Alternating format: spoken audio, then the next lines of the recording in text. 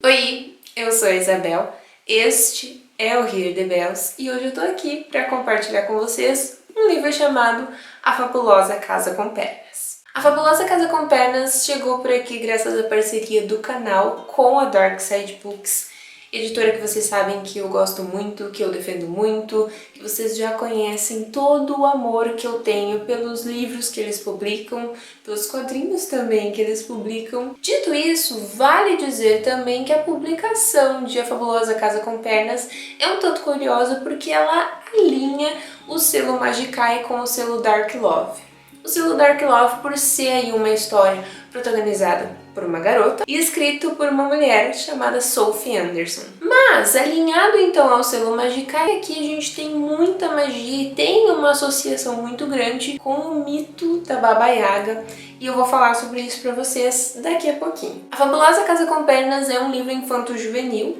escrito então por uma mulher e que se associa ali ao selo Magikai por conta de toda a magia e da apresentação que o livro faz de um mito eslavo conhecido como Baba Yaga. Porém, todavia, entretanto, aqui a gente não vai necessariamente conhecer a história da Baba Yaga,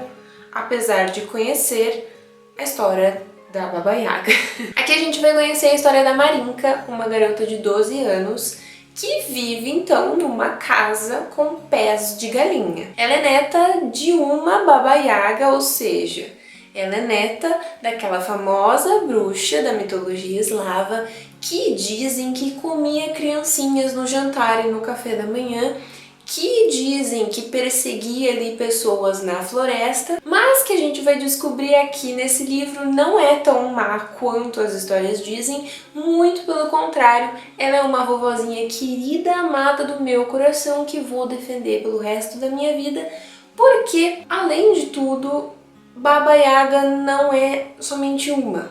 A gente vai descobrir nesse livro que existem várias Babas Yagas, cada uma com seu nome, com as suas histórias, e todas elas têm uma função principal, que é direcionar os espíritos humanos para o além-morte, para o além-vida, ou para a vida após a morte. E é nesse contexto que a Marinka vive. Todas as noites ela acompanha então a avó dela, fazendo esse processo de acolhimento das almas ali dos espíritos humanos, de celebração da vida que eles tiveram na Terra e em seguida de direcionamento para que eles partam deste plano e vão para o próximo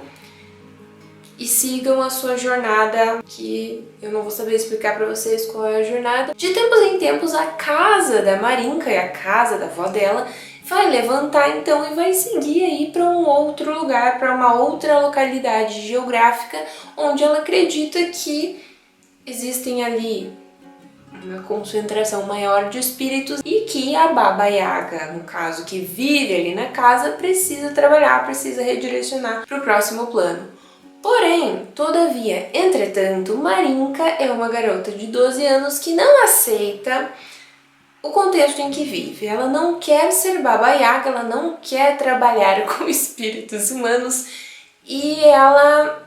muitas vezes, e essa é a única implicância que eu tenho com este livro, Marinka não parece uma criança de 12 anos. Em diversos momentos ela parece uma pré-adolescente, adolescência de 15, 16 anos, que bate o pé e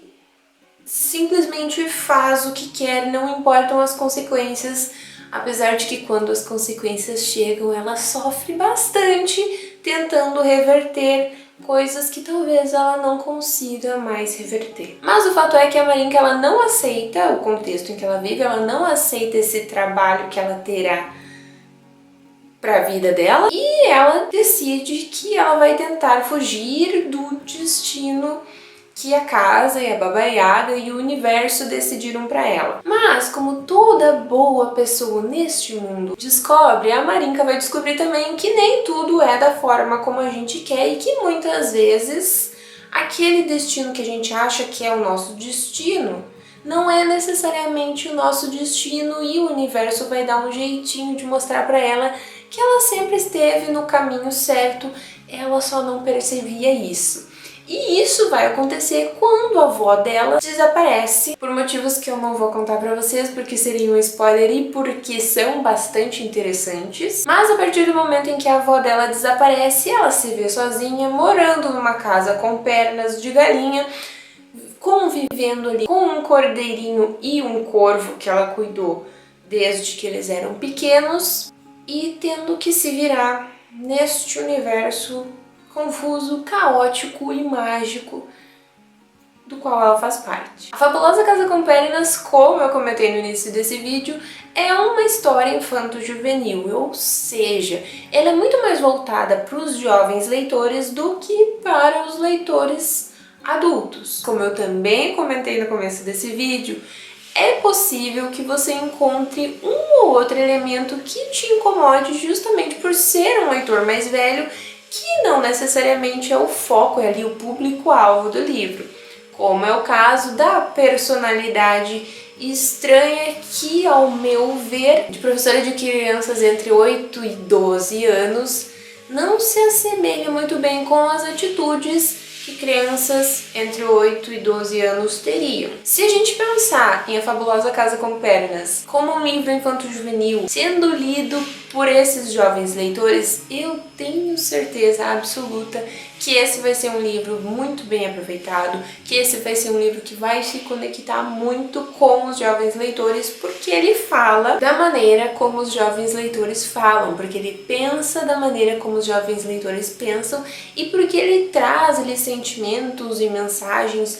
e situações muito semelhantes ao que os coraçõezinhos desses jovens leitores provavelmente têm passado. Se a gente pensar em A Fabulosa Casa com Pernas como um livro infanto-juvenil sendo lido ali por leitores mais velhos, esse vai ser um livro que vai divertir, que vai apresentar coisas interessantes e que vai apresentar mensagens bacanas também, porque é lá no final do livro que a gente encontra um dos brilhos principais e uma das principais mensagens da narrativa, que é o fato de que muitas vezes a magia do universo e a magia da nossa vida é justamente o fato de que a gente pensa que precisa ir por um caminho e que aquele é o nosso caminho, quando na verdade não é bem assim. O universo tem outros planos e ele está alinhando tudo de maneira que no final você perceba que você deveria ter passado por tudo que passou para chegar exatamente onde você precisava chegar naquele momento. Você só não sabia disso naquele momento porque não estava preparado para perceber todas as lições da jornada, porque você ainda não tinha passado pela jornada. Mas para fechar esse vídeo, eu preciso compartilhar com vocês o que acredito que é o destaque do livro, o que foi aí a parte que mais marcou a minha leitura, que é justamente a maneira como a Sophie Anderson trabalha o mito da Baba Yaga ao longo de toda a narrativa. Começando pelo fato de que aqui a gente tem um monte de Baba Yaga. E eu não vou explicar muito bem por que e como isso acontece, mas o fato é que a gente tem, no mínimo ali, 1000 Baba Yagas, pelo que me lembro das informações recebidas ao longo desse livro. Mas além do fato de que a gente tem uma porção considerável de Baba Yagas existindo aí no mesmo plano terreno em que nós, leitores, é bacana perceber como a escritora trabalha esse mito, que muitas vezes era visto de uma forma, que em algumas vezes foi visto de outra forma, mas que gera ali uma certa confusão, porque a maioria das pessoas, e eu me encontro nesta maioria, acreditava que a Baba Yaga era uma bruxa má que comia criancinhas no jantar e que andava ali naquele seu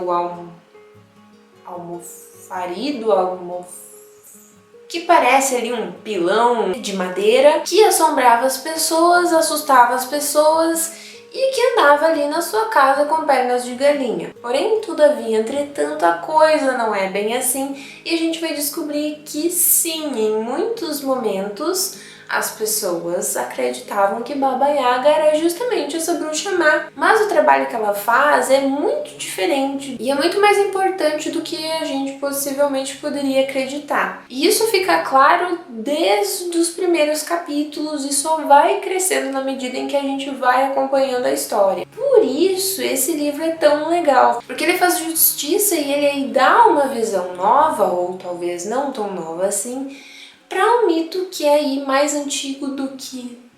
não sei quanto tempo e que muitas vezes foi mal interpretado justamente porque a gente tinha ali uma bruxa que fazia coisas horríveis. Mas esse livro tá aqui para mostrar que não, que ela não faz coisas horríveis, que ela faz coisas muito boas sim, que ela é extremamente poderosa e que a função dela nesse universo é uma das mais dignas que a gente poderia encontrar. Mas se você gostou desse vídeo, não se esquece de clicar no gostei aqui embaixo e também já coloca aí nos comentários se você já leu, se você já teve a oportunidade de ler A Fabulosa Casa com Pernas, se você tem curiosidade de conhecer essa história, de conhecer um pouquinho mais ali da trajetória da Marinka, ou então se você gosta aí de todo esse universo da mitologia e folclore eslavo, que é algo que mais e mais tem ganhado um espacinho querido no meu coração e que já faço aí o pedido, se não for pedir demais, a Darkside continue publicando e continue apresentando para nós, leitores brasileiros,